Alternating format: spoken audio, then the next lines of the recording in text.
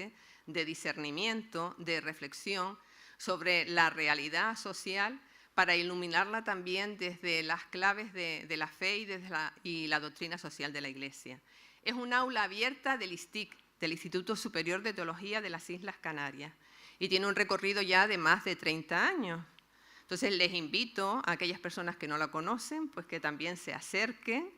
Nos reunimos siempre un martes de cada mes y bueno, si quieren después al final, pues podemos hablar del programa y ofrecerle alguna otra oportunidad. Decirle, bueno, sobre todo que este es precisamente el lugar de la escuela, ¿no? Este encuentro, este diálogo que vamos a tener esta tarde.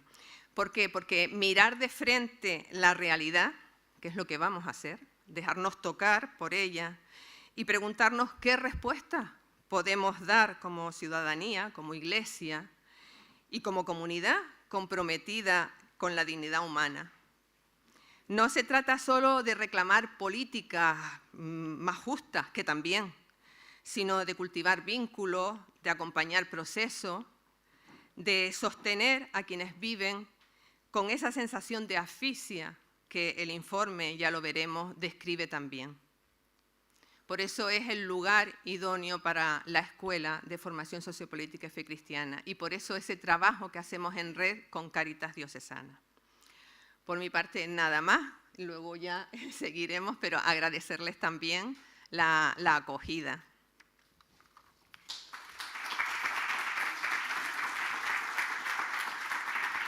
Sin más dilación, vamos a dar paso a ese análisis profundo de la realidad que nos interpela a todos, como decía anteriormente.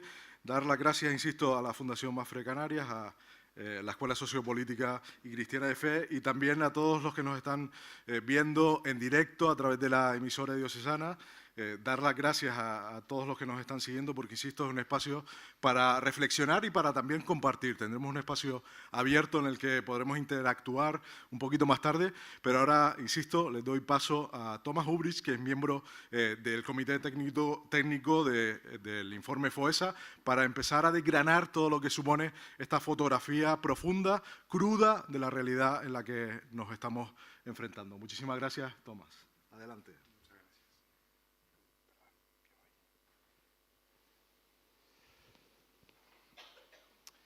Buenas tardes a todas y todos. Es un placer terminar estos 2 días de difusión del informe. Hemos empezado ayer por la mañana con una rueda de prensa y la verdad que está teniendo una acogida muy positiva y nos hace muy felices, muy satisfechos, aunque terminar hoy no significa terminar hoy, sino que el recorrido de este informe tiene que ir mucho más allá y seguiremos reflexionando. Creo que da muchas pistas para la reflexión, no sé si muchas respuestas, aunque intentamos, pero al menos, efectivamente, como se ha comentado, mirar la realidad desde de frente, ¿no? y ver cuál es la realidad en este momento, ¿no? Os voy a presentar, digamos, los principales titulares del informe. El informe tiene muchísimo más datos, intentaré además no mencionar demasiados datos. Hay algún gráfico que otro, pero creo que nos ayuda sobre todo a entender, no tanto a abrumar. Bueno, para empezar quería introducir un poco cuál es el modelo de esta investigación, por qué la hacemos y desde dónde la hacemos.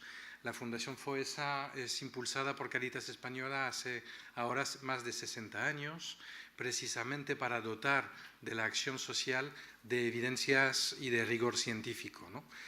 Lo que observamos en el día a día necesita también de un respaldo científico para que nos escuchen, ¿no? Y que podamos visibilizar lo que no se ve si no estamos cerca de las personas y entender mejor también cuáles son los procesos que atraviesan nuestra sociedad.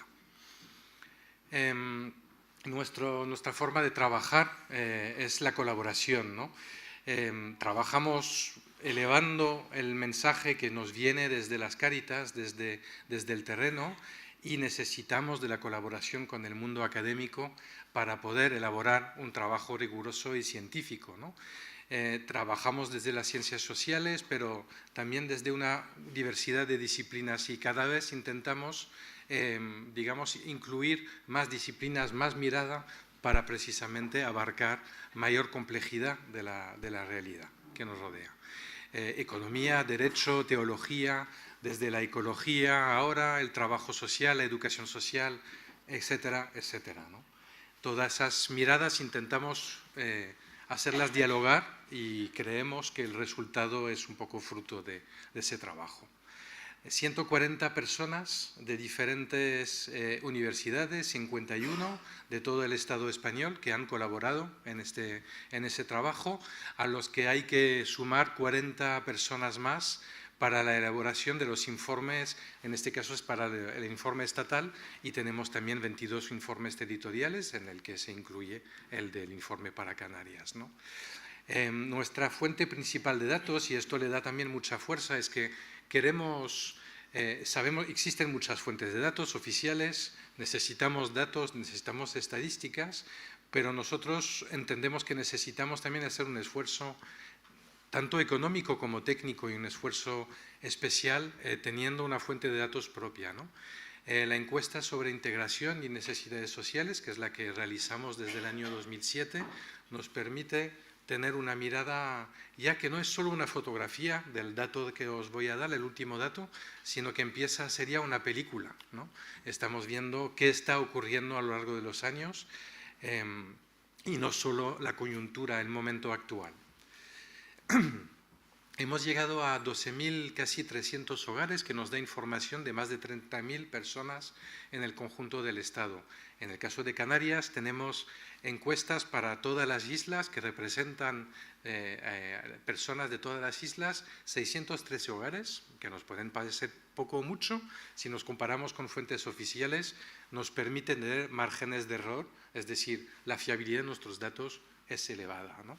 Y esto es importante, ¿no? Que decimos cosas, pero no lo decimos solo porque los dicen las personas que trabajan con las personas, también porque lo confirma el rigor científico.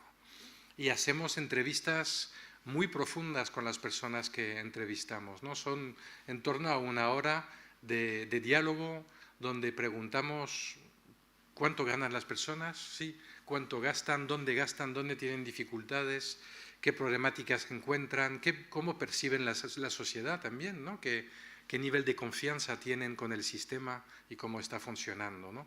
Intentamos abarcar un poco toda la realidad y todo lo que les rodea. Como decía, 22 informes editoriales, es imprescindible tener una mirada cuanto más local posible mejor, ¿no? Porque también nos permite afinar mejor la acción social y afinar mejor la incidencia política. Es un informe que genera conocimiento y es fundamental, pero sobre todo busca la transformación, ¿no? Se ha mencionado, y para ello tenemos que ser lo más preciso posibles, ¿no? 22 porque son las 17 comunidades autónomas, las 2 ciudades autónomas de Melilla y Ceuta por la primera vez, y a una mirada específica porque nos ha salido esa oportunidad desde la isla de Ibiza, que creo que también nos puede hacer reflexionar en algunas cuestiones que igual de repente se pueden relacionar también con el caso que nos interesa, con Canarias, el municipio de Albacete, porque hay oportunidades que surgen desde la administración que quieren tener una mirada, y esto es positivo, para también actuar mejor, y la diócesis de Barcelona, que de hecho se presenta mañana, ¿no? Si estáis por ahí, pues están haciéndolo. Bueno, el esfuerzo que hacemos con esta encuesta es abordar y analizar la exclusión social y medir a lo largo de estos años para ver cómo evoluciona la sociedad en cuanto a su integración o al revés, a su vulnerabilidad o a su exclusión social. ¿Por qué hablamos de exclusión social y no de pobreza económica? También hablamos de pobreza económica, pero nos damos cuenta que no es suficiente para abarcar las condiciones de vida de las personas, de muchas personas. De hecho, 2 de cada 10 personas que tienen rasgos de exclusión social, según nuestra metodología, no tienen problemas económicos, no son pobres como tal, ¿no? Tienen otro tipo de pobrezas. Y es lo que miramos a través de estas 8 dimensiones. Problemas, dificultades en el acceso al empleo, diferentes tipos de empleo, lo veremos, Privación material y pobreza económica también, pero solo es uno de los indicadores que miramos. Miramos 37 circunstancias que nos sitúan más o menos lejos de una participación plena en la sociedad. Problemas de vivienda, problemas de salud, mental, física, relacional, problemas de educación, de participación política, tanto de interés por la cosa política, por la sociedad, la ciudadanía, como la capacidad de poder participar. Y por último, y lo digo al último porque viene a la derecha, no porque es menos importante, ¿no? La convivencia y la calidad y la frecuencia de nuestras relaciones, contar o no con apoyos cuando tenemos problemas. Al final, la exclusión social es un fenómeno multidimensional. Miramos muchas realidades y estas realidades además se combinan entre ellas.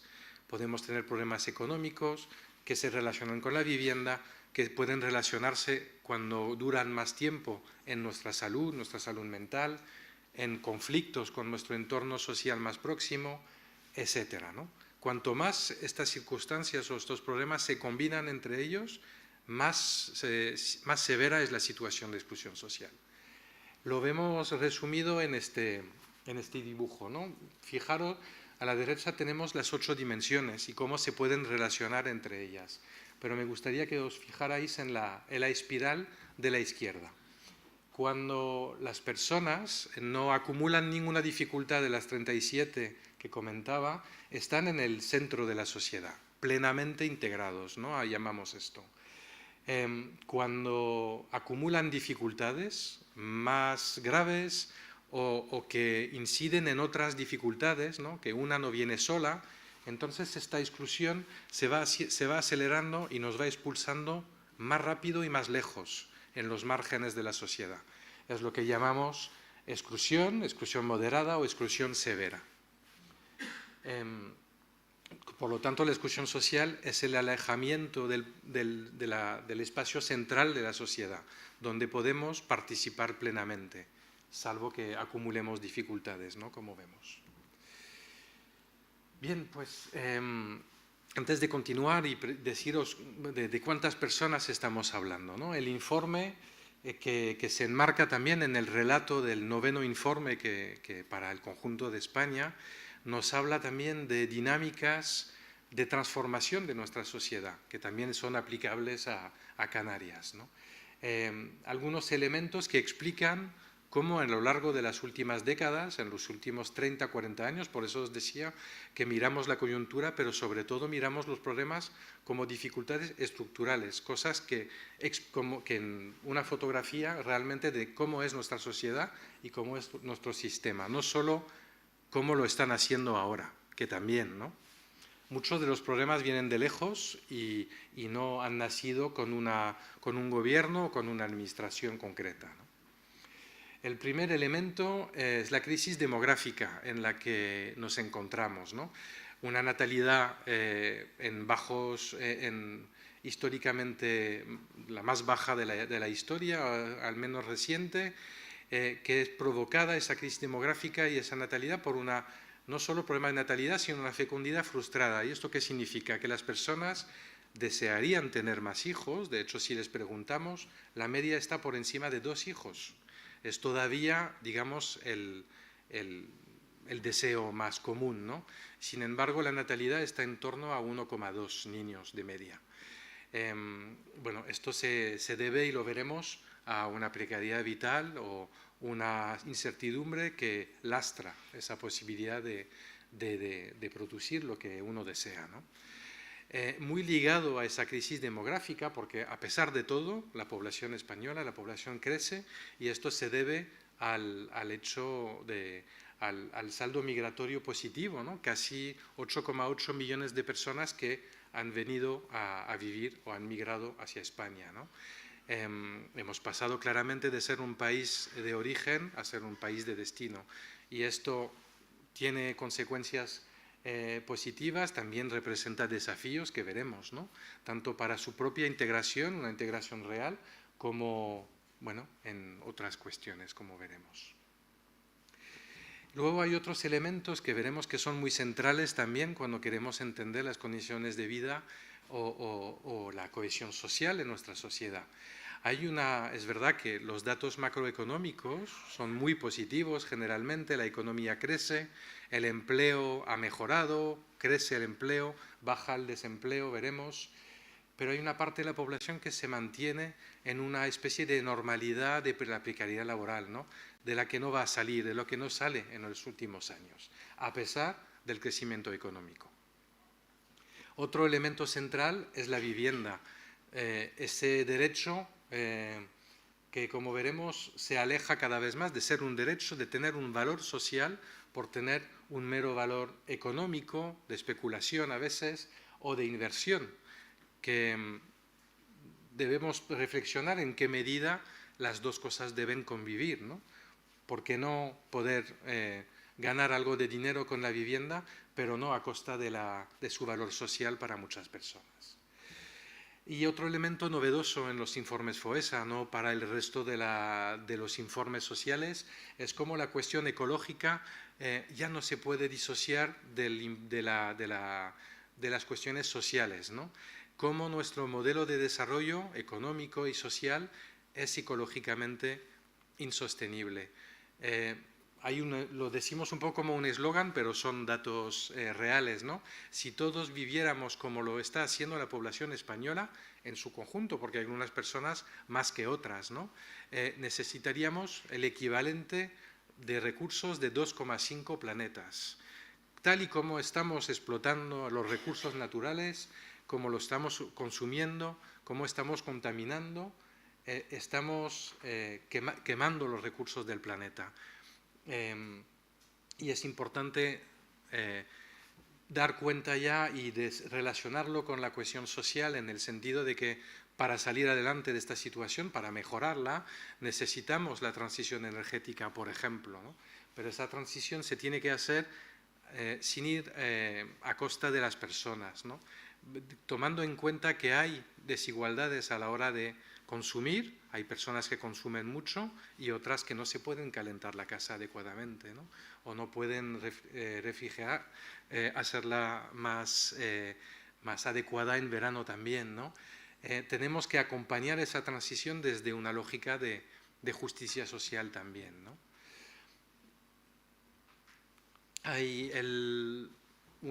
Otro de los elementos es esta pobreza y esta exclusión social no aparece de forma espontánea, sino que se genera en la desigualdad. Es precisamente la desigualdad entre las diferentes capas de la sociedad.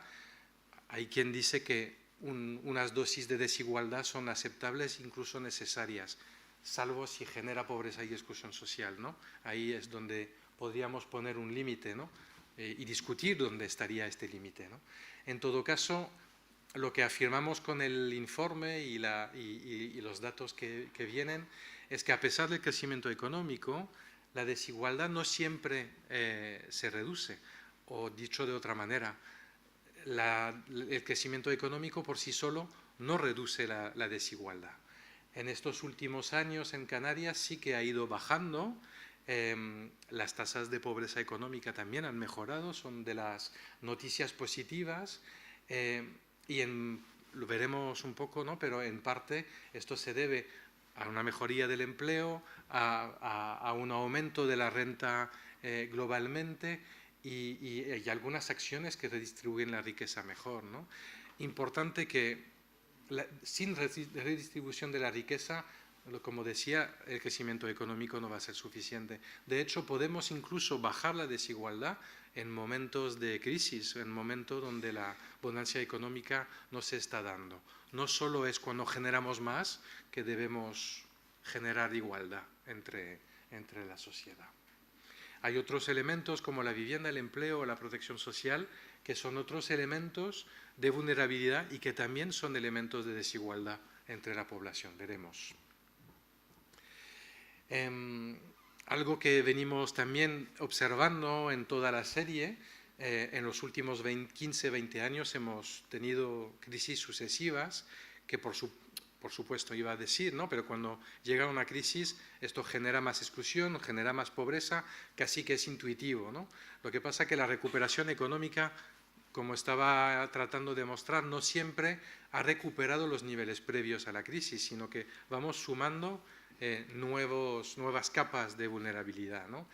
Además, no cierra las brechas que se generaron en las crisis anteriores.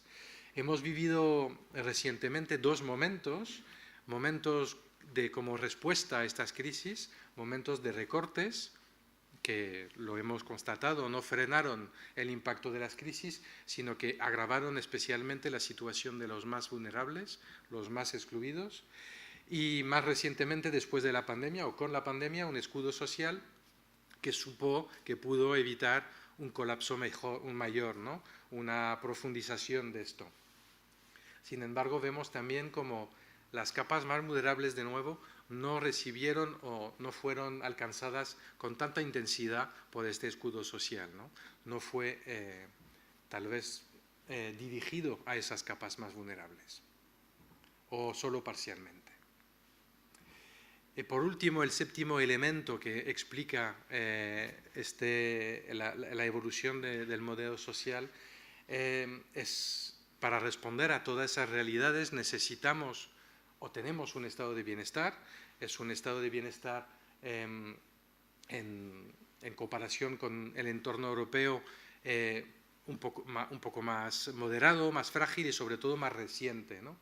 Pero en todo caso que está funcionando y que recibe un respaldo sólido y además en crecimiento, ¿no? La ciudadanía respalda en particular la sanidad, la educación y las pensiones como elementos que realmente nuestro estado de bienestar debe proteger, ¿no? Sin embargo, se presentan algunas tensiones de nuevo, ¿no? que también van a explicar los retos que podamos tener. Respaldamos a la hora de contribuir, ahí hay más dudas, ¿no? Cuando preguntamos a la ciudadanía, ¿no? No tenemos claro cuál debe ser la participación de quién, ¿no? Otros elementos de reflexión. También hay tensiones más geopolíticas internacionales que superan nuestras fronteras, que es cuando tenemos que, o nos plantean dilemas que creemos que no tienen razón de ser. Tenemos que gastar para defendernos, para nuestra seguridad, y esto lo tenemos que poner en competencia con el gasto y la inversión social. Nosotros entendemos que no. No tenemos que decidir, sino buscar los mecanismos, ¿no? Para aumentar el gasto militar, igual no es en protección social que tenemos que reducir la inversión, ¿no? La polarización ideológica, agendas partidistas que bloquean la posibilidad de un nuevo pacto fiscal que entendemos que es lo que necesitamos para dar sostenibilidad y fuerza a este estado de bienestar, ¿no? Y discursos privatizadores, individualistas, que también se pueden chocar con esas lógicas, ¿no? Planes de pensiones individuales frente al mantenimiento de nuestro sistema, una sanidad privada. Veremos que hay cierta dualidad en el sistema sanitario en Canarias también y que se va reforzando. Bueno, en definitiva, tensiones que tenemos que abordar y sobre las que podemos también reflexionar conjuntamente para ver bueno, cómo nos situamos, que no hay respuestas sencillas, ¿no? Bien, el informe, la primera gran conclusión que nos aporta para Canarias es que estamos viviendo un proceso casi inédito de fragmentación social. Fragmentación porque se están posicionando como dos grandes espacios de vulnerabilidad. Lo primero, empezar por una buena noticia, que los hay también en este informe, aunque seguro que el sabor de boca que os voy a dejar no va a ser del todo bueno, pero intentaremos dejar algo de esperanza también. Hay buenas noticias, y es que las formas más severas de exclusión se han reducido en más de 50.000 personas, que no estamos hablando de poco, en los últimos 6 años. Vamos a mirar sobre todo 2018-2024, que son años más parecidos. El año 2021, siendo la pandemia, sabemos que pasaron cosas un poco fuera de lo común y bueno, por supuesto mejoramos desde entonces, pero vamos a ver que no en todos los aspectos, ¿no? Bueno, lo primero, la exclusión más severa desciende y de forma importante. La mala noticia es que también desciende de forma importante la integración plena, quien está en el centro de la sociedad. Estas personas donde vienen van a engordar el espacio siguiente, si arriba es la gente plenamente, la población plenamente integrada, la segunda estrato es del 41%, es la integración precaria. La integración precaria son personas que pues están dentro, no podemos decir que estén a los márgenes de la sociedad, están participando, están integradas, pero ya desde un lugar más frágil, ¿no? Donde la incertidumbre empieza a aparecer, ¿no? Donde lo imprevisto pueda representar un reto y un desafío muy importante para estas familias y estas personas. Y en conjunto, más de 560.000 personas en exclusión social, aunque hayamos mejorado en formas más severas, seguimos hablando de una tasa de una cuarta parte de la población canaria, ¿no? A modo de resumen, esto es para recordar a qué nos referimos cuando hablamos de exclusión social. Muchas veces la exclusión social es un término que asociamos a este señor, ¿no?, que vive en la calle, que sin duda es una realidad especialmente grave, extrema, que tenemos que atender, que atendemos, pero representa realmente un porcentaje mínimo de la exclusión social. Desde nuestra mirada, la exclusión social son personas que comparten una familia que vive en una habitación, en un piso compartido, es una persona que trabaja, pero que trabaja con precariedad, con un sueldo insuficiente, no trabajando todas las horas que desearía. Son viviendas en malas condiciones, son situaciones de vivienda. Es esta señora que vive, que no cuenta ya con los apoyos, que vive aislada, cuando su problema no es económico, ¿no? Tiene una pensión. Igual no es una situación estupenda, pero ya le genera cierta estabilidad. Su problema es el aislamiento social, ¿no? Bien, mencionaba al inicio que hay algunos factores o motores concretos que explican más la exclusión social en este momento, más que nunca. Primero, reconocer de nuevo que el empleo ha mejorado y se ha recuperado fuertemente en los últimos años, ¿no? Se han generado muchos más puestos de trabajo en sectores como la construcción, la industria. La tasa de paro se ha reducido, aunque se mantenga alta si la comparamos con el Estado, se ha reducido además notablemente el paro de larga duración, un paro que sabemos que es generador de exclusión social por su cronificación, ¿no? Con lo cual son buenas noticias, ¿no? Pero tenemos que mirar más indicadores para matizarlo, porque si no nos quedaríamos solo en una visión parcial y bueno, no estamos para ello, ¿no? Los salarios han aumentado en los últimos años, pero también hemos vivido un proceso de inflación muy fuerte y hemos vivido, y lo veremos a continuación, y seguimos viviendo un proceso de aumento de precios de la vivienda, ¿no? Todos esos elementos están cuestionando esos aumentos de los salarios. En términos medios han aumentado un 18%, en términos reales, cuando le quitamos la inflación, es solo un 2%. Es decir, claramente la vivienda está pesando más, está aumentando más que los sueldos, ¿no? No son suficientes y en ese sentido trabajar no siempre va a ser suficiente para proteger a las familias. Y además, como mencionaba al inicio, hay una parte de la población que sigue enroscada en una precariedad laboral, ¿no? Inestabilidad laboral grave, un 5%. Significa personas que acumulan diferentes contratos, que trabajan para varias empresas a lo largo de un año, que entran y salen del mercado laboral, ¿no? Esto a lo mejor, si es estable en el tiempo, que está más o menos planificado, casi nos podríamos apañar, pero es que además no saben muchas veces estas personas cuándo salen y cuándo vuelven a entrar. Esto, bueno, es uno de los elementos que genera las dificultades también para el acceso a la vivienda, ¿no? Jornadas parciales involuntarias, las personas Por supuesto que el salario mínimo interprofesional ha aumentado y es de las noticias positivas de estos últimos tiempos, siempre y cuando tengamos una jornada completa, ¿no? Y algo que sigue persistiendo a pesar de la mejoría de las tasas de paro, el 8% de los hogares canarios con todas las personas activas desempleadas. Ahí entendemos que es que tiene que seguir siendo de las prioridades de las políticas de empleo, ¿no? de abordar ese tipo de realidades.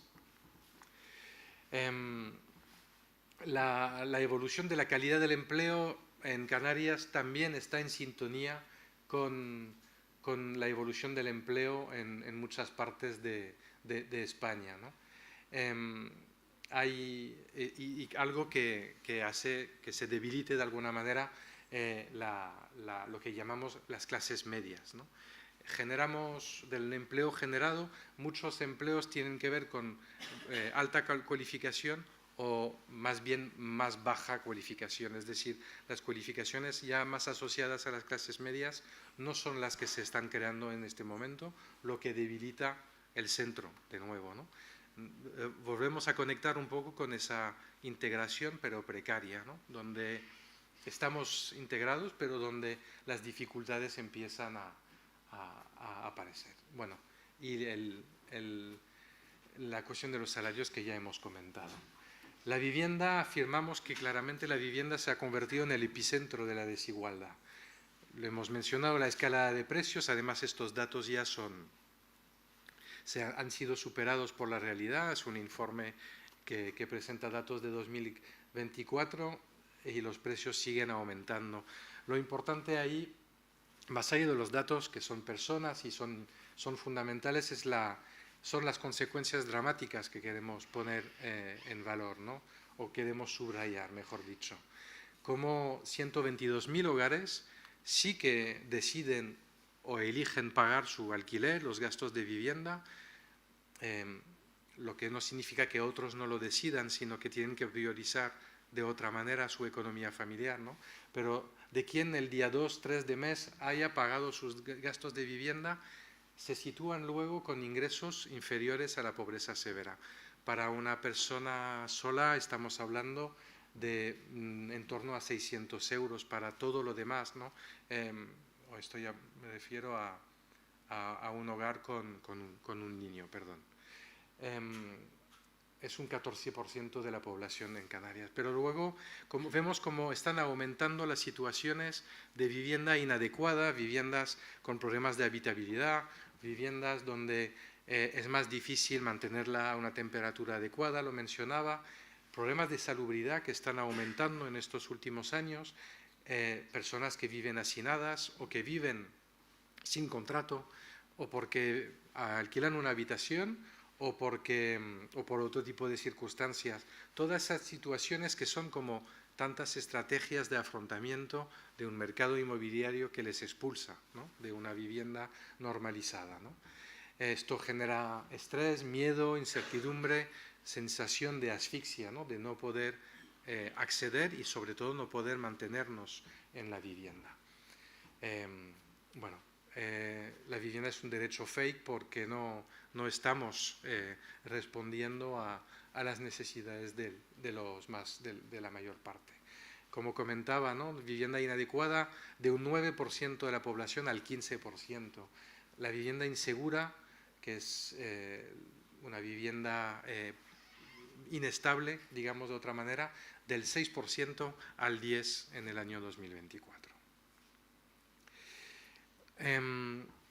Algo que para las entidades sociales creo que es una evidencia, es algo que conocíamos, pero desde FOESA queríamos también de nuevo dotar de datos, ¿no?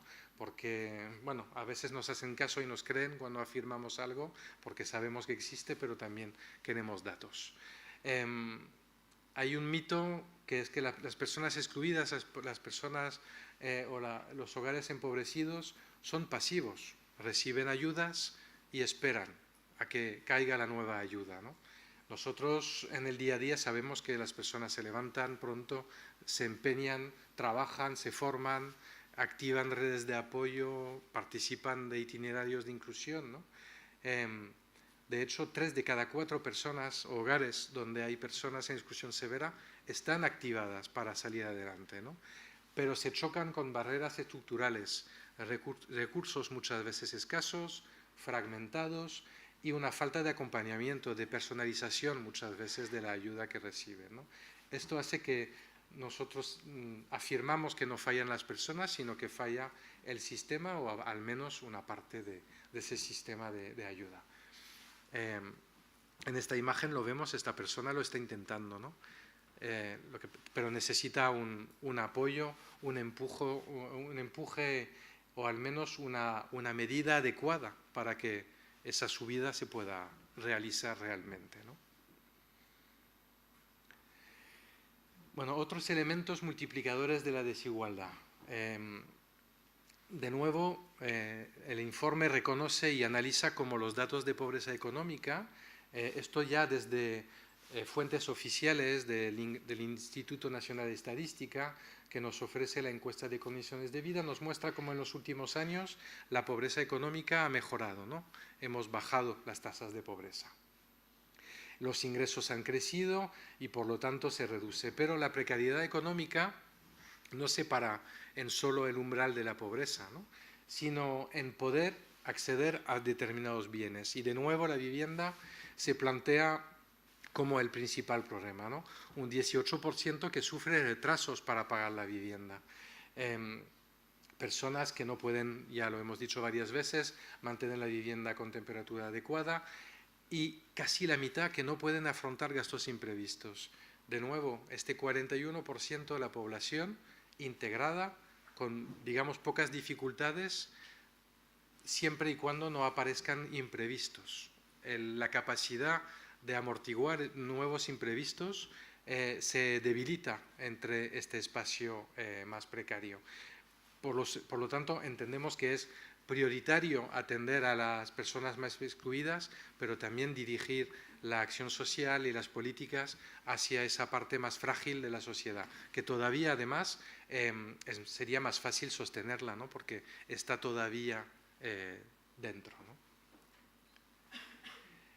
Frente a esta situación de pobreza o de precariedad material, un sistema de garantía de ingresos existente, que es una buena noticia. El IMV fue una noticia excelente que se venía exigiendo desde las entidades sociales desde hace muchos años, pero una ayuda que no está llegando o que llega parcialmente o que a veces llega tarde, ¿no?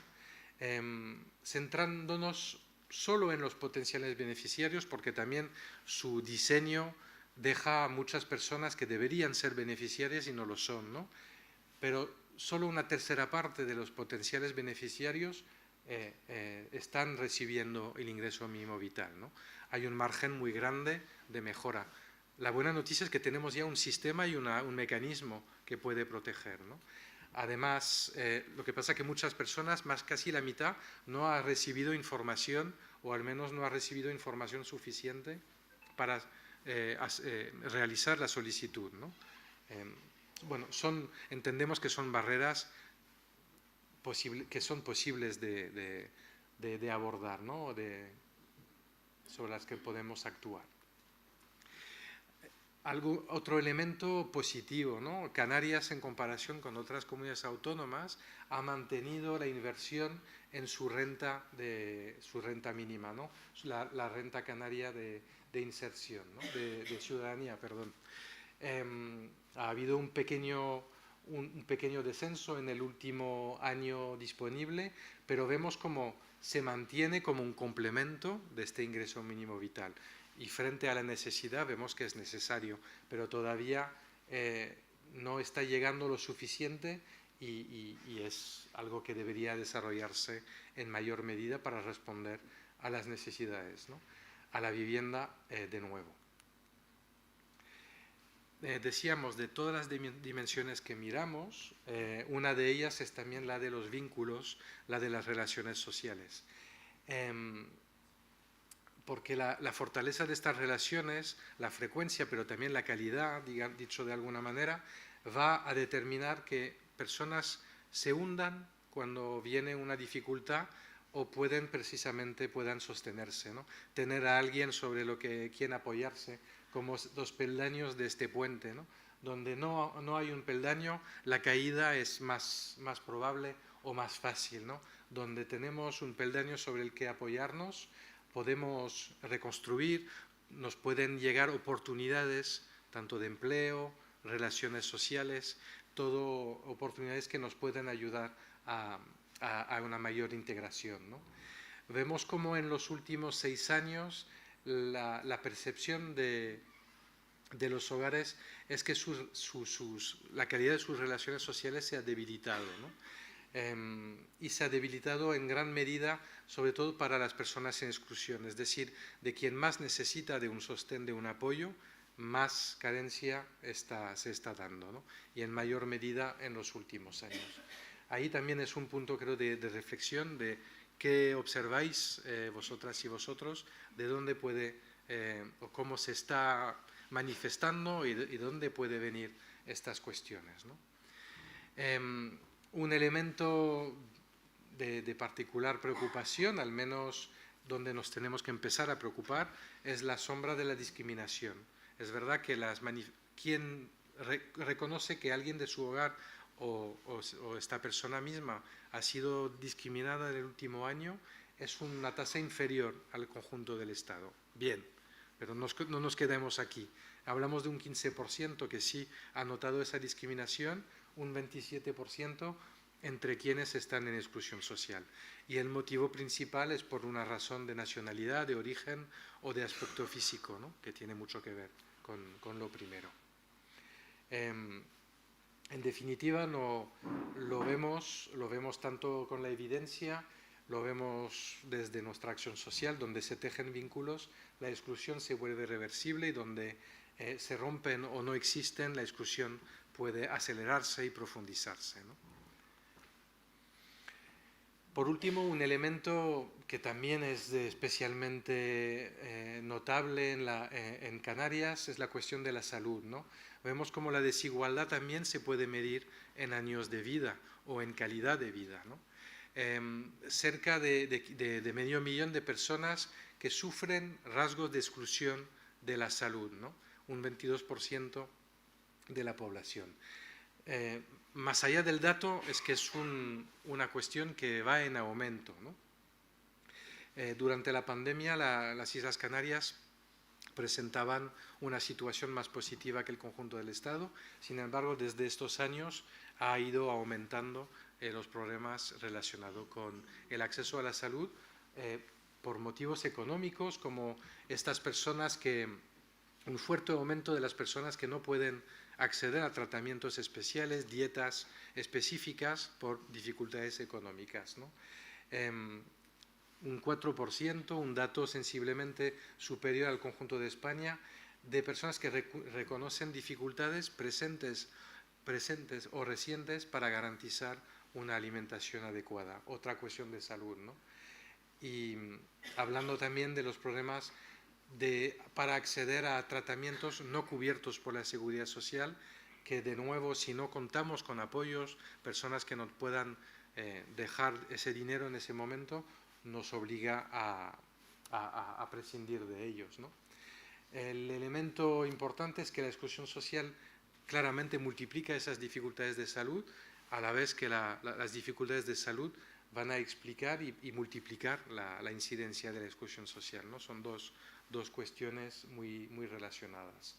No he mencionado la salud mental, pero por supuesto hay un análisis que realizamos, no para el informe de Canarias, no lo encontraréis aquí, pero que saca conclusiones muy importantes, que la mayor parte de los diagnósticos de salud mental, creo que era una quinta parte, se tienen que ver directamente con una precariedad laboral de las personas, ¿no? Es las tensiones vividas dentro de un trabajo precario, de un trabajo insuficiente, que genera una buena parte de los trastornos de salud mental. Y otro elemento que está marcando el sistema sanitario es cierta dualidad entre una oferta privada frente al sistema de sanidad pública, ¿no? un 24% que reconoce haber recurrido en el último año a servicios privados por listas de espera inasumibles, por los problemas que encontraban o por dificultades de acceso a la sanidad pública, ¿no? Aumenta el recurso a servicios privados entre personas que necesitan apoyo para actividades básicas de la vida diaria, hasta el 43%, el 40% de personas con problema de trastorno mental diagnosticado o personas con enfermedad grave o crónica. De alguna manera, lógico, ¿no? Cuanto más urgencia, más importante acudir. Pero esa cobertura de sanidad privada, si aumenta para el conjunto de la población canaria en los últimos años, vemos que no es una opción para todas las capas de la sociedad, obviamente, ¿no? Quien esté, la población en exclusión, solo un 5% ha podido acceder a una cobertura, un complemento de la sanidad privada, ¿no? Ya acabando poco a poco, mirar un poco a quiénes afecta más o donde el riesgo de exclusión social es mayor, ¿no? Insistimos en que los problemas que estamos describiendo no son problemáticas individuales aunque afecten a las personas, ¿no? Son problemas claramente que se enraizan en el modelo social, son problemas sociales y colectivos, ¿no? Aunque algunos perfiles, algunos colectivos tengan un mayor riesgo de verse afectado por ellos. El primer colectivo, la primera población, parte de la población son los niños y las niñas, ¿no? Hablamos de un 25% de exclusión social para el conjunto de la población, que sube al 34% en el caso de los niños y de las niñas, o incluso el 38% entre las familias con niños en su seno. Cuanto más niños, más riesgo, ¿no? El peso de la crianza, el coste que supone, nosotros obviamente no entendemos que eso debería considerarse como un peso, pero se convierte en un peso frente a la falta de apoyos que muchas familias tienen, ¿no? Ahí el dato viene de esta manera, ¿no? Comparamos los niños con las personas mayores, no para negar que no existan situaciones de exclusión social entre la población mayor, que por supuesto hay dificultades, es para también dar cuenta, aunque no esté aquí el dato, como el peso de las personas mayores en el total de la exclusión en Canarias ha ido descendiendo a lo largo de los años. En parte, y esto también es convergente con la situación del conjunto del Estado, como la política social principal para las personas mayores, que son las pensiones, han generado un sostén mayor, les han, a pesar de las dificultades, generado mayor estabilidad. Y lo ponemos ahí no para confrontar, obviamente, sino para mostrar dónde está la brecha, ¿no? Donde no existen apoyos, como en la infancia y la familia, o son insuficientes, los niveles van en aumento, cuando existen van al menos en una tendencia de reducción, ¿no? De mejoría, aunque por supuesto queda siempre cosas por hacer y mejorar, ¿no? Sin entrar, igual lo podemos hablar luego con un poco más de detalle, ¿no? La cuestión de la exclusión social entre los niños en sí ya es algo llamativo y preocupante, ¿no? Lo que nos preocupa especialmente es la cuestión de la herencia de la exclusión social y de la pobreza, ¿no? Cómo la mochila que llevamos por el origen de nuestra familia, por dónde han nacido nuestros padres, por las oportunidades que tuvieron mis padres y que por lo tanto me pudieron ofrecer a mí, van a condicionar y mucho lo que los niños van a poder hacer en su vida adulta, ¿no? La probabilidad de estar en la pobreza para niños cuyos padres no han tenido educación es 2,5 veces mayor que para padres con estudios superiores, y pasa algo muy similar cuando los padres tienen un empleo de alta cualificación o de más baja cualificación. Y la cuestión del origen migrante es también un elemento muy relacionado. Aquí da cuenta de cómo la desigualdad de oportunidades determina la vulnerabilidad educativa y económica de los niños y está incluso en aumento en algunas cuestiones entre 2018 y 2024. Sin entrar en detalle, que no, os había prometido no abrumar con demasiados datos y demasiados gráficos y no estoy cumpliendo del todo. Así que otro colectivo, por decirlo rápido y mal, hogares encabezados por mujeres y hogares monoparentales también están mostrando una mayor incidencia o mayor riesgo de exclusión. La desigualdad de género se manifiesta claramente en la mayor vulnerabilidad social de las mujeres. En muchas ocasiones por el peso de la crianza de los niños, algo muy relacionado, y la falta de corresponsabilidad todavía dentro de las familias, ¿no? Y en la crianza de los niños, que hace imposible la conciliación y por lo tanto una inserción laboral en igualdad de condiciones con los hombres, ¿no? Perdón. Y por último, obviamente, me olvidaba de las personas de nacionalidad o de origen extranjero, que muestran la incidencia más importante, ¿no? Hasta el 48% están en situación o muestran rasgo de exclusión social, duplicando incluso más la tasa de la población española. Ahí vienen otros elementos, dificultad para acceder a la vivienda, un empleo precario, pero también obstáculos a la participación política. Ya he mencionado esta dimensión de la realidad, pero claramente están derivados de su nacionalidad extranjera, pero afectan hasta un 10% de la población canaria, ¿no? La exclusión, por lo tanto, no es solo económica, material, también es cívica, también es de implicarse, de ser un vecino más. Eso pasa también por ese tipo de cuestiones. Y evidentemente cuando la situación administrativa es irregular, aumenta de forma muy notable.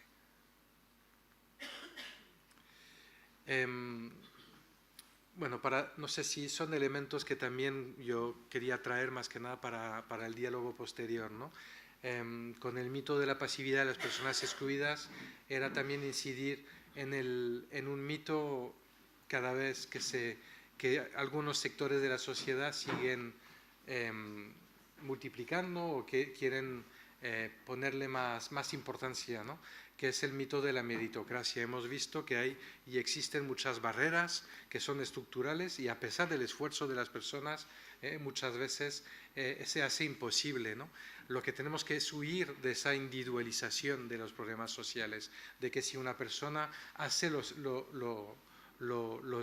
necesario, lo suficiente, va a poder cambiar su situación, ¿no? Cuando hemos visto que las dificultades o las oportunidades de origen condicionan y mucho más que el esfuerzo que podamos realizar sobre la capacidad de integración de las personas. Frente a esa tendencia a individualizar los problemas sociales, hay un auge del individualismo como una reacción, ¿no?, a estas dificultades. Hay un riesgo de caer en una sociedad del miedo que nos lleve a un sálvese quien pueda o sálvense quien tenga, ¿no? Y tenemos precisamente que recuperar de forma progresiva y buscar soluciones de forma colectiva, ¿no? Necesitamos recuperar esa idea de interdependencia. Por eso insistimos tanto en cómo los vínculos están determinando los procesos de autonomía o de caída a la exclusión social, de dependencia de las personas, ¿no? Precisamente también recuperando esos vínculos y esa fuerza colectiva, ¿no?, digamos. Lo resumía el Papa León XIV en esta frase, ¿no? No podemos decir que la mayor parte de los pobres lo son porque no hayan obtenido méritos. Según esa falsa visión de la meritocracia, parecería que solo tienen méritos aquellos que han tenido éxito en la vida, ¿no? Bueno, no lo dice, no lo podía decir mejor, pero lo decía en complemento a lo que los análisis demostraban.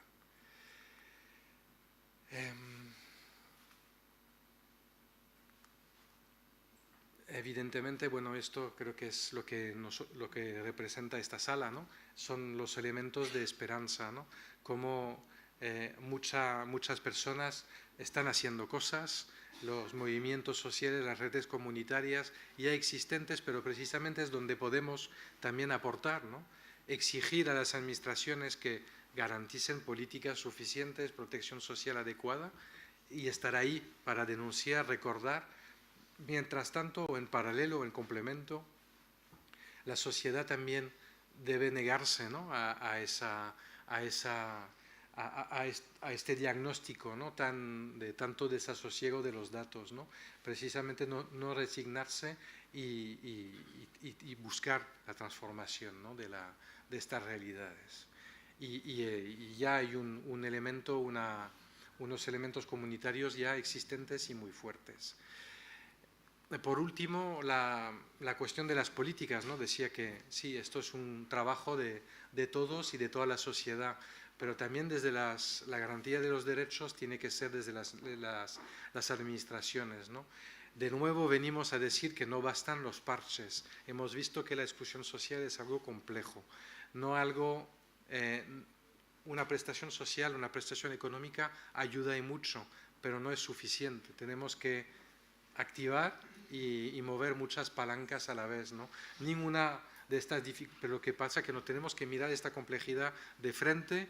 Este trabajo es una herramienta de trabajo, de colaboración, tanto con las administraciones como para el conjunto del sector y de la sociedad civil a la que podamos acceder, ¿no? Tenemos que impulsar políticas integrales de todas las problemáticas que hemos visto, pero también prevenir la desigualdad de origen, ¿no? Esos son otro tipo de políticas y de medidas que necesitamos. Por último, me quedaré con esta, ¿no? Hemos hablado de estado de bienestar, pero tenemos que ir un paso más allá, ¿no? Avanzar del bienestar al bien cuidar, ¿no? En palabras, y con eso lo dejaré en palabras de Joan Tronto, que es una universitaria de Estados Unidos, de Minnesota, Minneapolis, que es una ciudad de la que hemos escuchado mucho por las manifestaciones y la resistencia popular, ¿no? De los últimos tiempos frente a la administración Trump. Nos dice, promocionando una democracia del bien cuidar. En un mundo donde la indiferencia y la desigualdad se normalizan, cuidar no es una debilidad, sino una forma de poder. Y la pregunta más urgente no es solo quién gobierna, sino quién cuida. Y lo dejo como para la reflexión posterior. Nada más. Muchas gracias.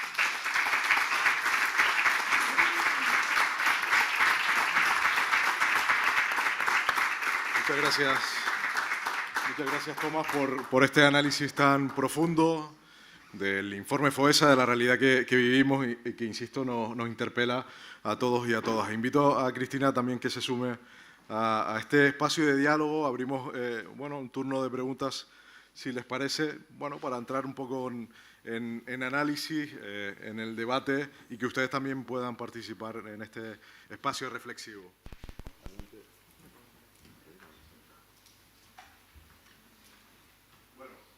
Si me permiten, empiezo con las dos primeras y ya también abro un poco el turno de preguntas. Tomás, me quedo con el análisis tan profuso del informe, de la realidad que nos atormenta y también nos pone delante del espejo, como decía en el comienzo de la exposición, en este espacio de diálogo. Me quedo con la imagen de que la pobreza tiene cara de persona migrante, tiene cara de mujer y tiene cara de niño y de niña. Se confirma, por tanto, una realidad cronificada y que se hereda, una pobreza que se hereda. Y la gran pregunta es ¿qué mundo le estamos dejando en clave de futuro a esas nuevas generaciones que vemos que se persiste, que se cronifica la pobreza? ¿Cómo podemos extrapolar esta realidad en clave de futuro? En clave de futuro diría que tenemos una urgencia. Los datos de exclusión infantil van creciendo, pero vienen de lejos. Es decir, yo no tengo explicación y creo que no nos atrevemos a ninguna explicación de por qué hemos de alguna manera abandonado a la infancia y a la familia en las últimas décadas, ¿no? Si hablamos de que necesitamos niños, necesitamos nuevas familias y nos las estamos dejando solas, ¿no?, frente a su situación. Lo mismo pasaría con y en el centro de esta cuestión está claramente la cuestión de la mujer, aunque no solo, ¿no?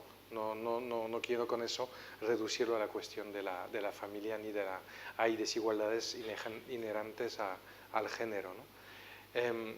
Y la cuestión de las personas migrantes que, por un lado, decimos que contribuyen y son necesarios al desarrollo del país, a la sostenibilidad de nuestro sistema de pensiones, la mayor parte de los empleos generados responden también a personas migrantes y, sin embargo, se siguen topando con obstáculos estructurales, ¿no? La respuesta tiene que ser, y vamos a mirar muy de cerca cómo este proceso de regularización se va a realizar, ¿no?, ofreciendo empleos dignos, viviendas, protección social en un sentido amplio, ¿no? Porque no fallan las personas, falla el sistema, ¿no? Correcto. Eso nos tiene que también hacer reflexionar. Cristina, desde la mirada de la fe cristiana, qué importantes espacios como este de diálogo que nos enfrente a la realidad y también lo que arroja el informe, ¿no? Datos contundentes a los que hay que poner también caras. Efectivamente, porque además, tal y como lo planteaba, aparte de esa humanidad con la que la plantea, vemos que detrás de esos datos hay vidas, y tú lo hacías referencias en cada momento, ¿no?, vidas concretas, con lo cual nos plantea un gran desafío como sociedad, el decir esto no es algo inevitable, sino qué podemos hacer como colectivo. También era una de las últimas cosas que planteabas, ¿no? Yo creo que ahí tenemos que avanzar muchísimo como sociedad. Hablabas, por ejemplo, de el entorno de los mismos vecinos, ¿no?, en comunidades, en barrios, cómo están nuestros barrios, ¿no? Cuántas cosas tenemos que cuestionarnos y tenemos que transformar. Y efectivamente espacios como este, donde podamos dialogar y avanzar en un diálogo de escucha, de escucharnos, ¿no?, de escucharnos y de ir dando pasos, yo creo que son muy, muy importantes. Pero desde luego el informe sí que nos hace ver la vida concreta de las personas. Tú hablabas, los datos son los justos para poder ver qué es lo que hay detrás de esos datos. Casi medio millón de personas. Bueno, estamos en 560.000 personas en exclusión social, en una población de casi 2 millones. Es un dato abrumador, cuanto menos, que nos invita a la reflexión a todos. Por eso les invito también a participar en este espacio de diálogo. Están las compañeras en la sala. Cuando quieran también puedan formular sus preguntas a Tomás y a Cristina también en este espacio. Bueno, ¿hay alguna pregunta en la sala? Por ahí. Sí. Yo vi por internet el congreso de presentación del informe y Manuel Zubero hace una pregunta que no responden. Manuel Zubero dice, ¿quién pone el cascabel al gato? Entonces la pregunta está ahí y yo creo que no la van a responder, pero si tú tienes respuesta y dices, en el próximo vamos a responder, pues me alegraré. Sí, ¿quién pone el cascabel al gato? Me atrevería a afirmar que si no la tiene Imanol, no la tengo yo.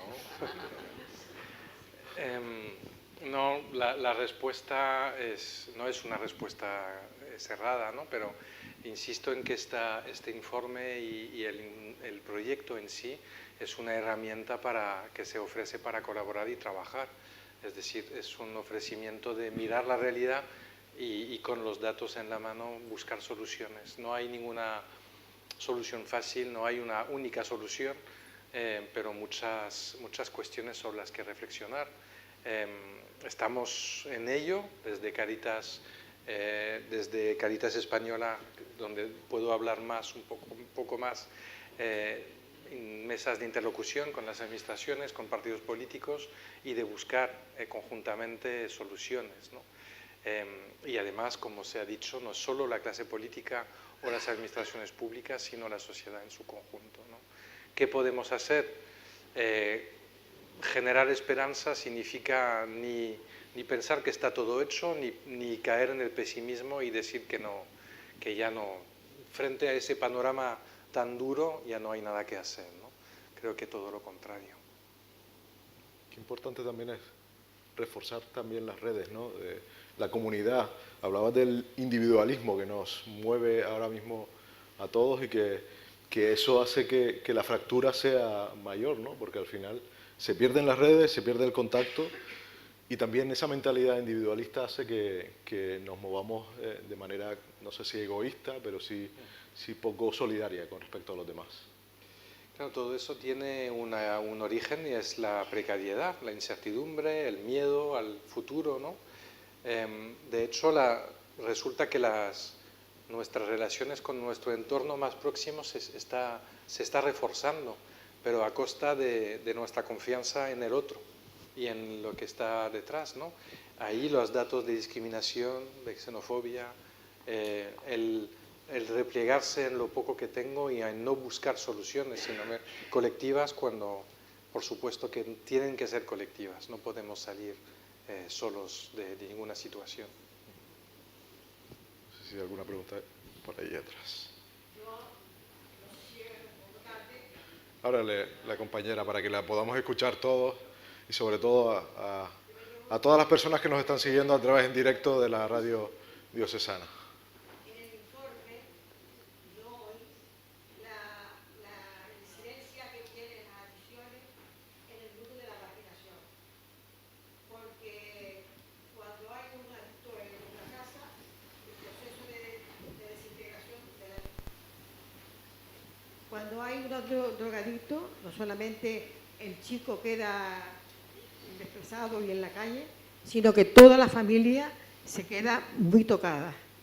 No sé qué hacer, bueno, qué hacer sí, pero me extraña que en ese informe, ese apartado que tanto influye, no esté recogido, o sea, esté recogido. Porque además es verdad que dice que la pobreza tiene nombre de mujer, pero a quienes más vemos en las calles y en la Cáritas son la fila de hombres. O sea, esa observación quiero decir. Muchas gracias. No, muchas gracias.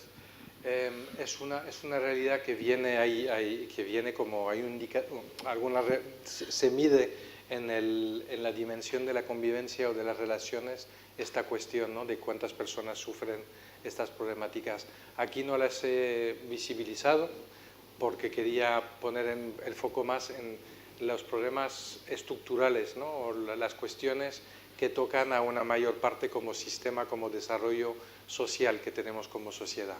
Esto no quiere invisibilizar a otras, la cuestión de la discapacidad no aparece y existe, hay otras cuestiones que no vienen mencionadas en estas 40 minutos, pero que recoge el informe y que por supuesto son importantes. Tiene impacto en la incidencia de salud mental y también en la derivación, también en problemas de adicciones, ¿no? Y es consecuencia también de un problema cronificado y también de pobreza y de exclusión social.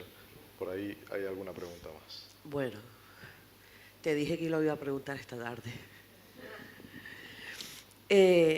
A mí hay una cosa que me lleva preocupando hace muchos años en Canarias y tiene que ver con que llevamos mucho tiempo hablando de la transmisión intergeneracional de la pobreza, de la cronificación, de una pobreza estructural en Canarias, pero ¿hasta qué punto somos conscientes de lo que significa realmente que una pobreza estructural? Tú has hablado de la meritocracia, ¿no? Como hay una cultura de que la persona está en la situación en la que está, pues porque no ha hecho el esfuerzo suficiente, y realmente hablamos de la meritocracia cuando no es real.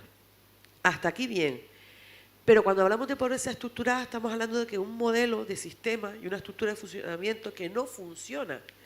Y yo ya no lo asocio solo a la administración pública, que también, sino que nuestra propia estructura de funcionamiento como sociedad y como entidades sociales tampoco está funcionando.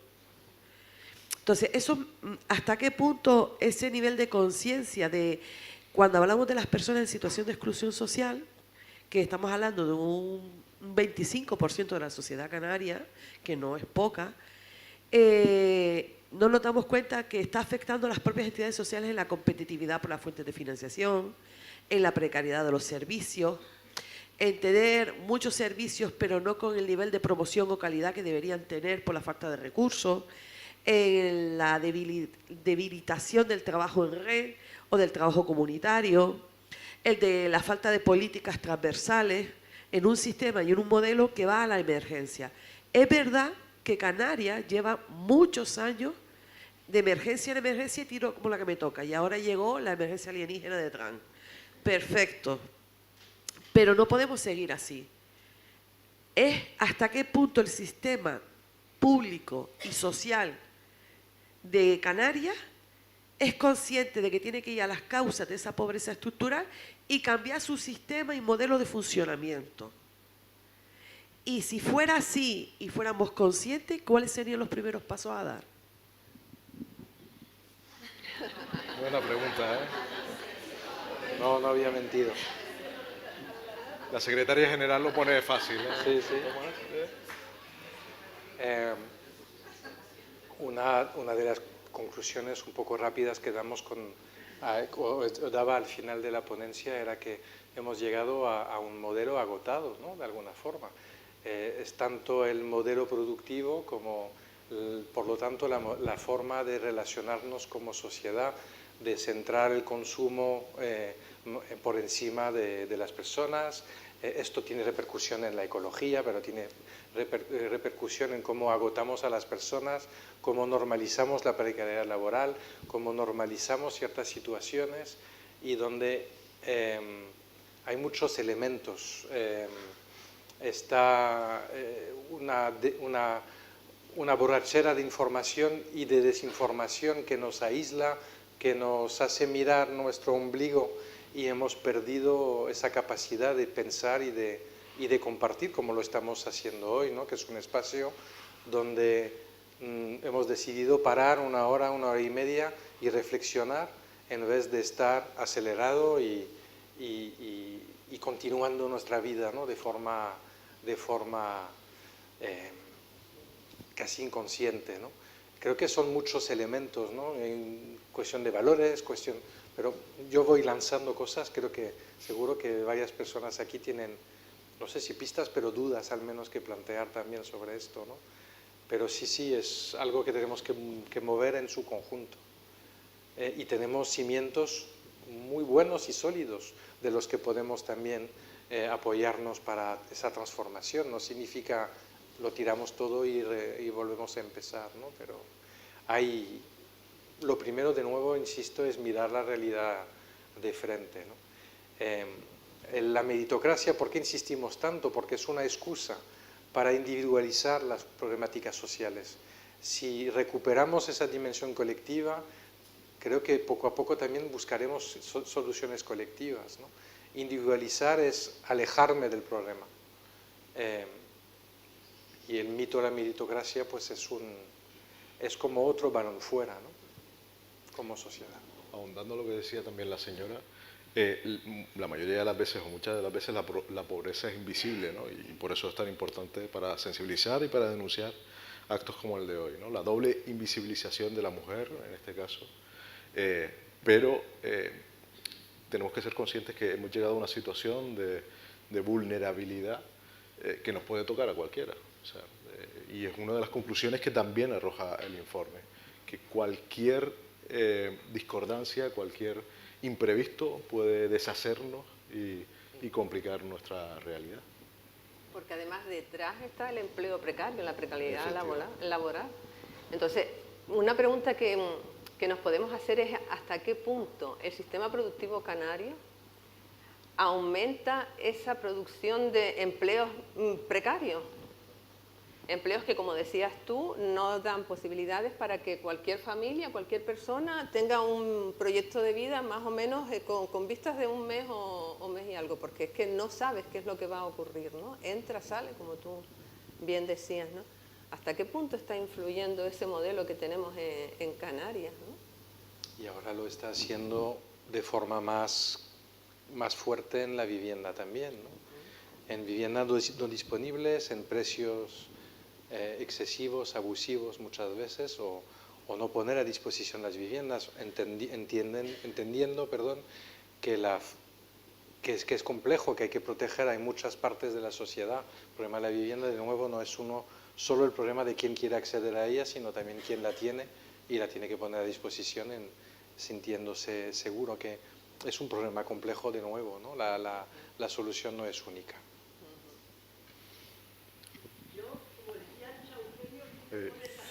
Le traemos el... Es muy complicado porque tantísimas cosas las que hay que solucionar, pero yo creo que nosotros, cada uno, yo, mi casa, yo puedo tener un papel mínimo, pero en mi casa yo puedo fomentar unos valores. Que nada más se puede hacer eso, yo no puedo solucionar el mundo, pero en mi casa yo puedo hacer un papel, el otro igual. Entonces, si cada uno va transformando su pequeña sociedad, los niños van aprendiendo los valores, todo eso va emergiendo y va evolucionando.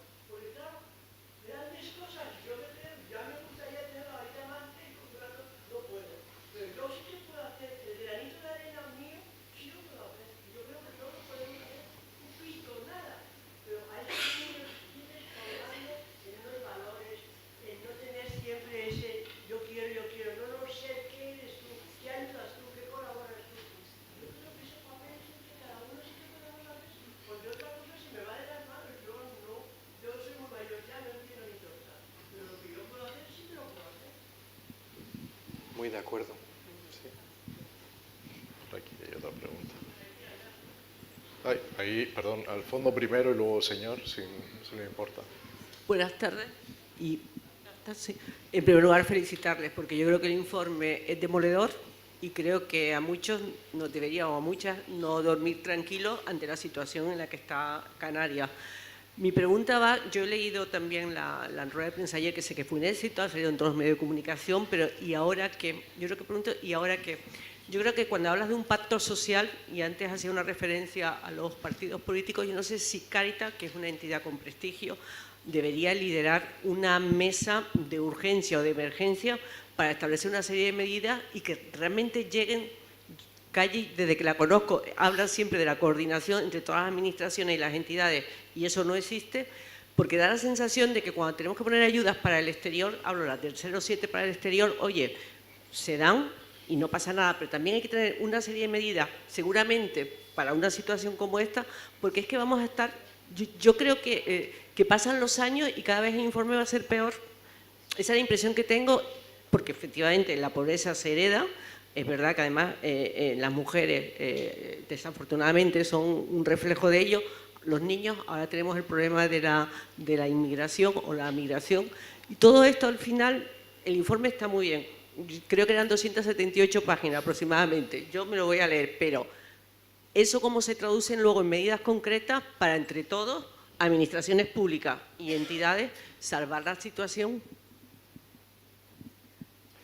Totalmente, yo creo que es parte de la labor de Cáritas hacer denuncia a partir de esos informes, darlos a conocer, que es un primer paso importante, con diferentes públicos.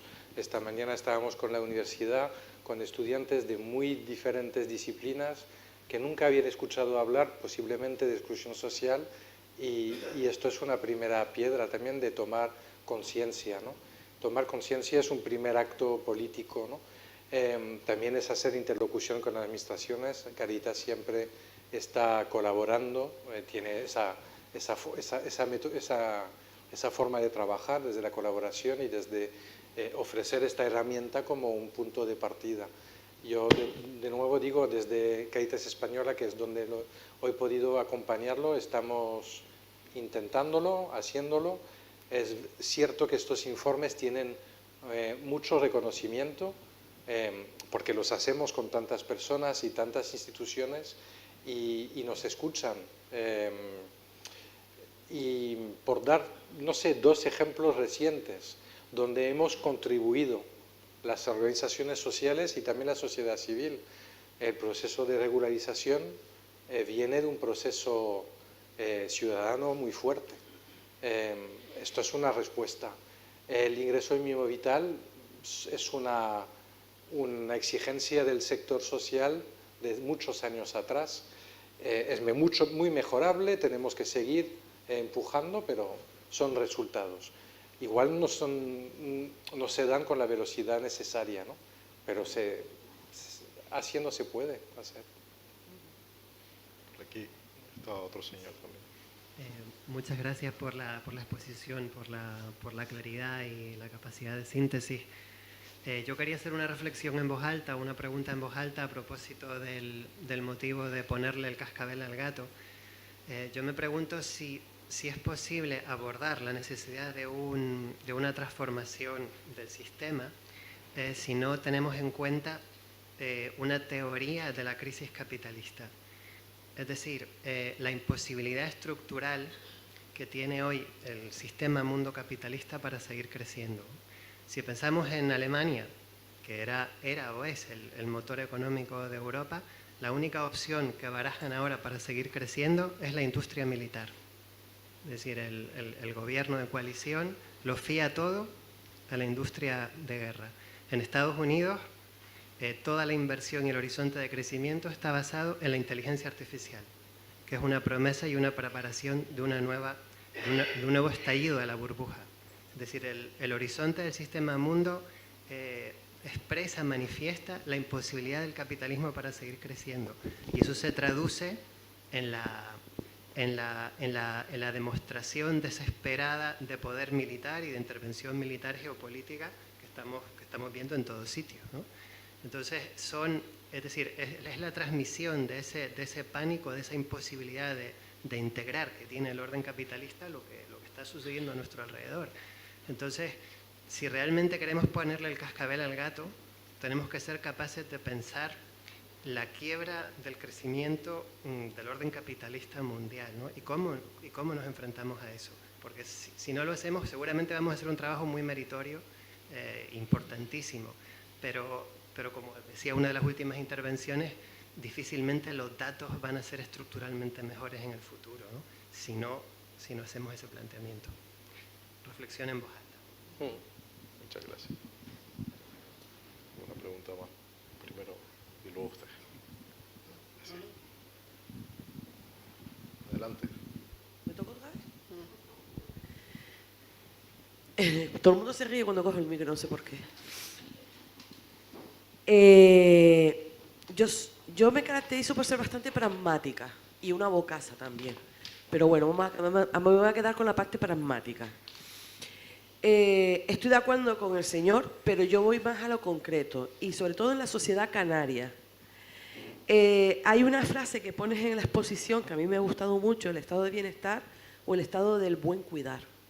Eso ya es un cambio y hay que empezar por un cambio de actitud y un cambio de mirada. Cuando yo hablo de cuáles son los primeros pasos a dar para que, ya que somos conscientes de la realidad que existe en Canarias, de que existe una pobreza estructural, que pasemos de las palabras a los hechos, empieza por el cambio, bajo mi punto de vista, empieza por un cambio de actitud.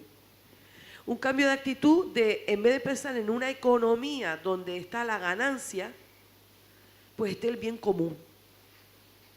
Donde las entidades sociales del tercer sector en Canarias, y lo digo porque hay unos cuantos aquí, no quiero señalar a nadie, pero los habemos, personas del tercer sector, estemos pensando en una colectividad común, no en una competitividad de las fuentes de financiación, sino en una colectividad común, donde queremos proyectos comunes, cooperativos, confederados, y pasemos a un cambio de actitud hasta en cómo entendemos el tercer sector. En Cáritas hay procesos que son invisibles, pero que también deben ser invisibles en nuestra propia sociedad. Y lo digo porque la mayoría de los que están aquí son responsables de Cáritas. una estructura de funcionamiento que va a un ritmo tras varias crisis que yo lo asocié a la sociedad canaria. Llegar a un punto que no existe una cohesión social, que está fisurada, que está cansada. Una población que no puede más, donde hemos visto un aumento del deterioro de la salud mental y física. Pero eso mismo está pasando en nuestras propias entidades sociales. Y donde tenemos que hacer una parada para reflexionar, y por eso están hoy aquí, sobre qué es lo que tenemos en nuestra propia sociedad, porque lo que tenemos en nuestra propia sociedad está pasando en nuestras propias entidades sociales. Son reflejo de eso. Entonces, si cambiamos nuestra estructura de funcionamiento en Cáritas, y digo Cáritas porque es mi casa, tal vez podamos ser un pilar fundamental para dar pasitos a plantar semillas en un cambio de estructura de funcionamiento institucional, interno y externo hacia la sociedad. Y yo sigo creyendo firmemente en que la responsabilidad de la titularidad del acceso a derechos lo tiene la administración pública. Y soy entidad social. Pero nosotros tenemos que ser garantes de que esa administración pública, que es la que tiene la responsabilidad, ser testimonio de otras formas de funcionar, de otras estructuras de funcionamiento. Y como tercer sector, y ya no lo digo solo en Cáritas, sino como tercer sector, tenemos un poder del que todavía aún no somos conscientes.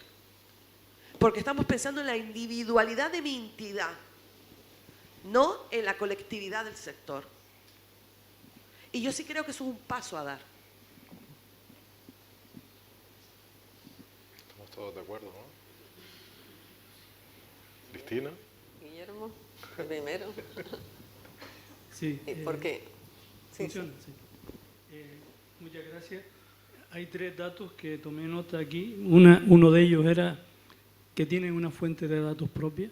Me da tranquilidad porque ya no me creo los datos de las administraciones.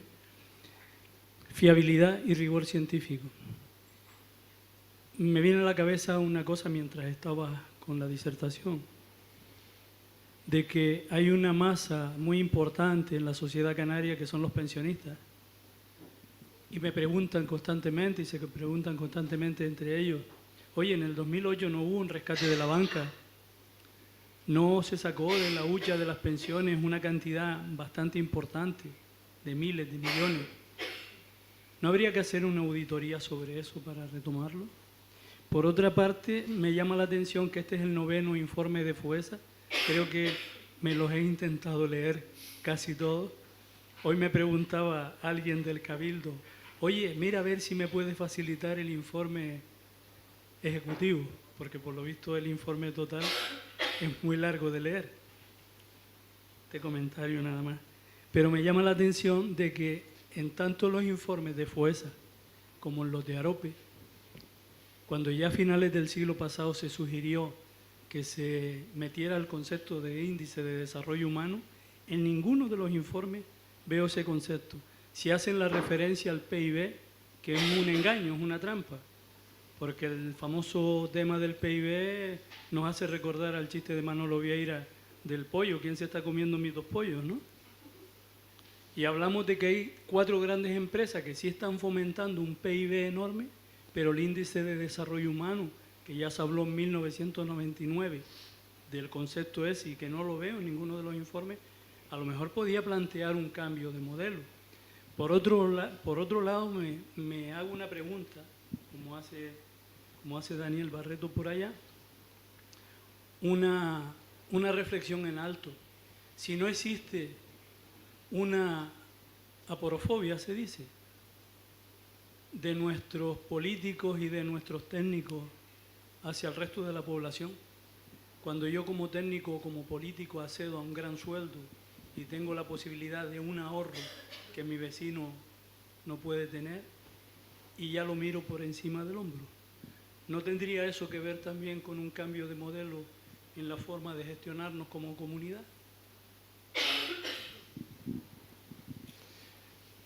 Sobre la importancia de tener datos propios, porque pensamos que la mirada que hacemos es complementaria a los datos existentes. De hecho, nos apoyamos también en las fuentes oficiales que para eso están y entendemos además que este esfuerzo lo tienen que hacer desde las administraciones, aunque podamos aportar y de nuevo colaborar al esfuerzo, ¿no? Y creemos que abordamos algo que no existe en otras fuentes, pero es complementario. La cuestión de los índices de desarrollo humano está un poco detrás de esta cuestión, ¿no? De mirar la dignidad humana como un conjunto mucho más complejo que lo que tenemos o lo que producimos, ¿no? Y creo que detrás de esto está una de las cuestiones que ha mencionado, ¿no? De cuestionar el sistema en su profundidad como generador de exclusión social y de pobreza, ¿no?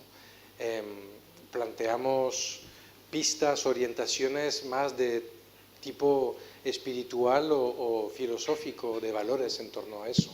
El informe FOESA no tiene una agenda política como tal, pero sí ofrece una herramienta para reflexionar y trabajar en ese sentido, ¿no? No sé, creo que... A mí me parece importante también por lo que se planteaba antes, el tema de la participación ciudadana, volver a insistir en eso, ¿no? Precisamente el lema de este año de la escuela es caminos de esperanza en la vida pública. Discernir, cuidar y transformar, ¿no? Yo creo que ese discernimiento de ver qué situación es la que ahora mismo estamos viviendo, no solo con datos, sino desde reflexiones más amplias, ¿no?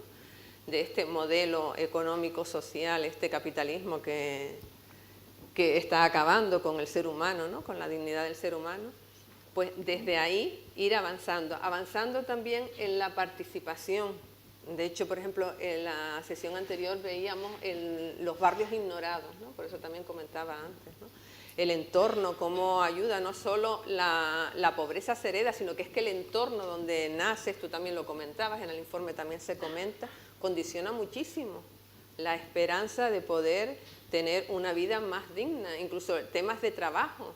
Condiciona un montón la capacidad de poder adquirir otro trabajo diferente. Porque yo no sé quién lo decía, creo que fue precisamente en esa sesión que la ponente decía, para presentar un currículo no puedes poner la dirección donde vives, ¿no? Si es un barrio que está ya señalado y estigmatizado, ¿no? Entonces, como eso también es una tarea de todos y de todas el construir y apoyar a que esa ciudadanía de verdad tome conciencia de la situación en la que nos encontramos y participe y se arriesgue a caminar. Hace poco también salía un informe, creo que era de la Universidad de aquí de Las Palmas de Gran Canaria, cómo los jóvenes tienen una desafección con el sistema político tremendo, ¿no? Entonces, esas cosas sí que las tenemos que tener muy presentes para ir, en la medida de lo posible, avanzando y construyendo una sociedad más participativa, ¿no? La importancia de cuidarnos también. De cuidarnos. Ahora, después digo otra cosa del cuidarnos, ya cuando terminemos, porque es la próxima sesión. Cierto. Mira, solamente comentar que esto hace 5 años se dijo, tu código postal es más importante para tu salud que tu código genético. Por ejemplo. Por cierto, por lo que a mí me interpela, ya está disponible con total transparencia, se puede consultar el informe en su totalidad, también el resumen ejecutivo. De hecho, ven por ahí que también se pueden descargar con el código QR, con el teléfono, el propio informe, por si lo quieren leer con detenimiento y profundizar aún más después de este análisis que ha hecho Tomás el día de hoy. ¿Alguna pregunta más? Sí. Vamos. Gracias. Quería hacer un agradecimiento y 3 reivindicaciones. Agradecer también a los ponentes y a este acto porque como reflexión es bastante importante. Soy voluntaria en un proyecto de empleo en Cáritas. Agradecer a la Secretaría General que tocase unos puntos muy significativos en la acción de Cáritas como entidad social, con todas las dificultades que supone abarcar la realidad de los territorios y de los proyectos, ¿no? Por eso quiero hacer las 3 reivindicaciones que tenemos que reivindicar juntas, voluntariado y profesionales, para poner en marcha todos los recursos humanos y logísticos y toda la calidad y cantidad posibles. Porque el 1,5 metros en que podemos actuar es muy valioso, pero paralelamente debemos actuar en red porque es urgente y porque actualmente las amenazas y violación de los derechos humanos acabarán con las posibilidades antes de darnos cuenta. También reivindicar como voluntariado que debemos formarnos y formar redes, conocer los recursos que trabajamos y cómo tratar las situaciones de necesidad. Eso me parece muy básico porque somos la primera puerta, la primera cara, el primer corazón con el que se encuentran muchas personas en mucha necesidad. Y reivindicar también que desde los partidos políticos y los cargos públicos se debe dotar a las administraciones públicas del personal suficiente y cualificado para prestar los servicios sociales y públicos básicos, porque los recortes en lo público es lo que más ha hecho daño en muchas de estas situaciones. Muchas gracias.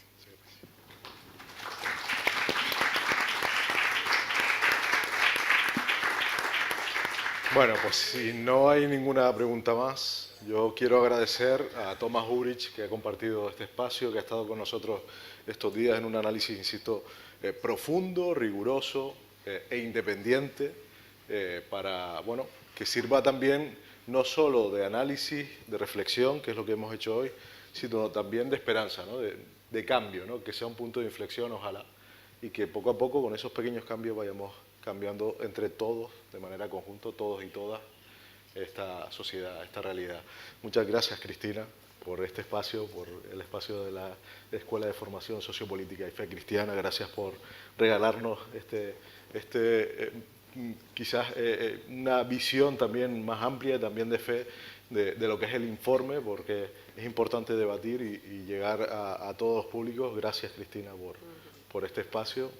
Si quieres concluir. Pues nada, muchísimas gracias, Tomás, por la manera en que lo has presentado, además, ¿no? Porque nos has hecho ver qué es lo que hay detrás de esos datos, como te decía antes, historias, familias, ¿no? Que intentan ahí sobrevivir y llegar muchas veces a final de mes, que buscan esperanza. Yo decir que, por lo que hemos escuchado, antes estaba anotando, ¿no? Que la exclusión ya sabemos que no es un accidente ni un fenómeno pasajero, sino es un proceso estructural, es lo que hemos estado comentando, ¿no? Que atraviesa, como tú decías, la vivienda, el empleo, ¿no? Todos aquellos puntos que tú ibas atravesando. Pero yo creo que también hemos escuchado algo que nos da esperanza y nos ilusiona, y es que la sociedad civil tiene un papel ahí muy importante, ¿no? Y ahí es por lo último que hemos estado comentando, que hay que trabajar y que continuar avanzando en ello, ¿no?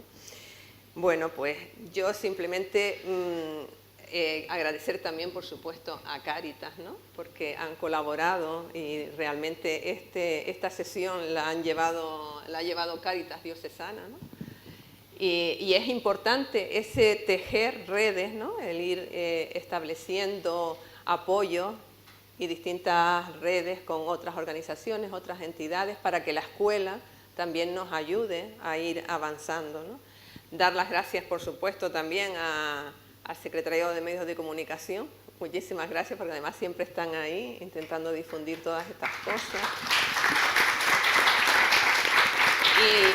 Y por supuesto a la Fundación, que nos ha dejado, a la Fundación Mapfre, que nos ha dejado esta hermosa sala.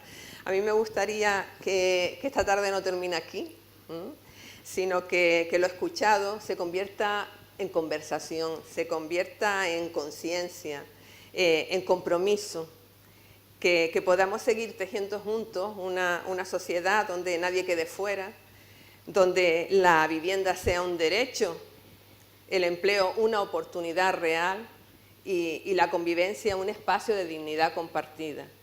Les invito a la próxima sesión, porque es que tiene mucho que ver con lo que tú terminabas. La próxima sesión, que será el 24 de marzo, se llama la cuidadanía, la cuidarquía y la cuidocracia. Ahí tenemos que empezar a reflexionar y avanzar. Vale, es que la cuidadanía, la cuidarquía y la cuidocracia tiene que ver con una charla que ya dimos el curso pasado y es una continuación. Va a ser de Eugenio Reyes y será en la Casa de la Iglesia, ¿vale?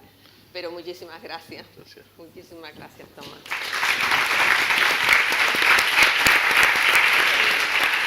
Bueno, yo me sumo Me sumo al agradecimiento por abrirnos las puertas también, efectivamente, Cristina, a la Fundación Mapfre Canarias. Gracias por este espacio.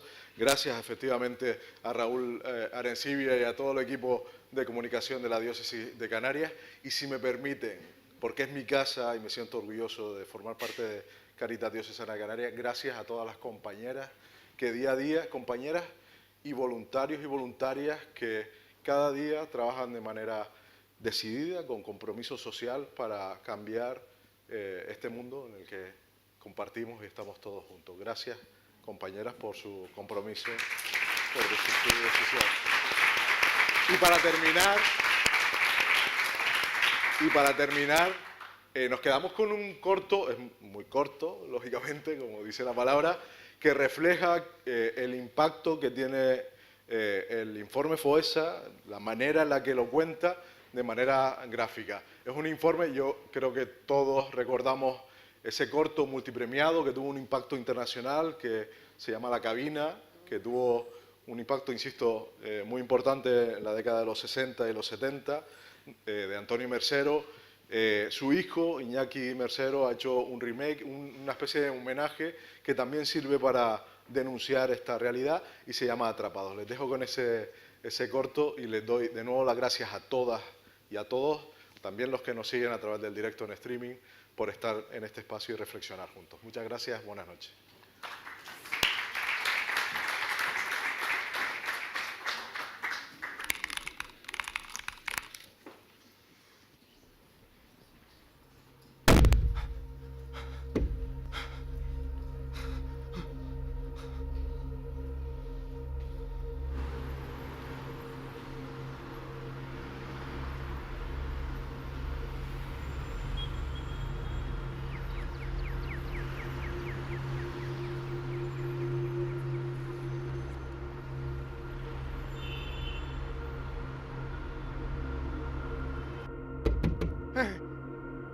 ¡Ayuda!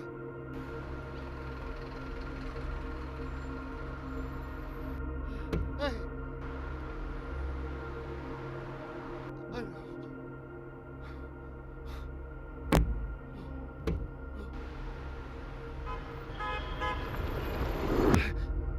¡Ayuda!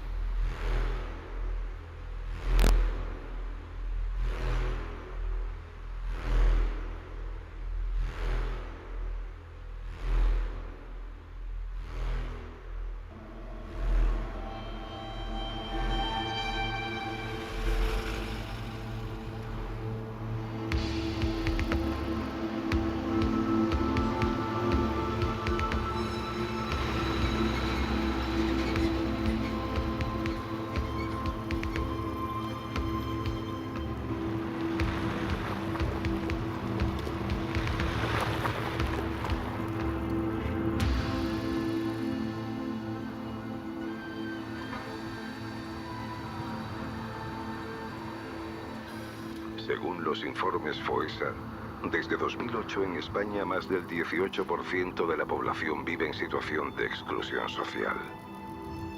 Son 9 millones de personas sin trabajo, con un trabajo inestable que no les permite llegar a fin de mes, sin una casa adecuada o segura, sin relaciones sociales, familiares o de amistad que les puedan ayudar.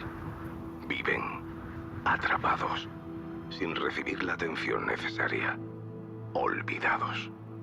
Mientras, las políticas públicas son insuficientes y gran parte de la sociedad actúa como si no existieran, como si fueran invisibles, ajena a una realidad que podría alcanzarnos a cualquiera. ¿Es este el modelo de sociedad que queremos para nosotros y para las futuras generaciones?